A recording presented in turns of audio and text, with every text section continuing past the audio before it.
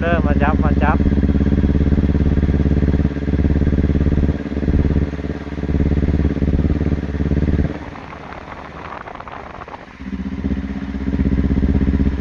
ทางบ้านเขาเท่าขี่ฝนลายแห้งเนาะยามฮอดแห้งยามฝนพวกคะแนนอยู่อาจจะขี่ตมลายแล้วขี่ไว้ก็บ่ได้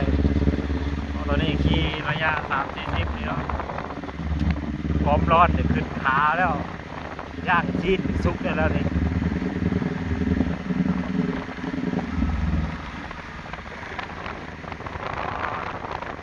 ทางยากแห้งแล้วนี่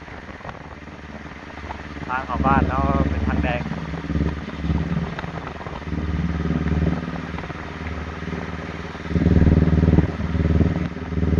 นี่กับทางเขาหน้าโพแคนเนาะ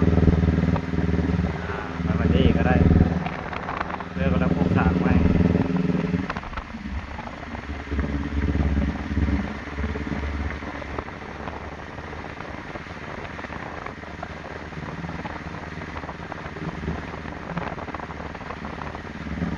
บรรยากาศตรงไหนตรงหน้าห่างตรงทางทางอะไรกันเลย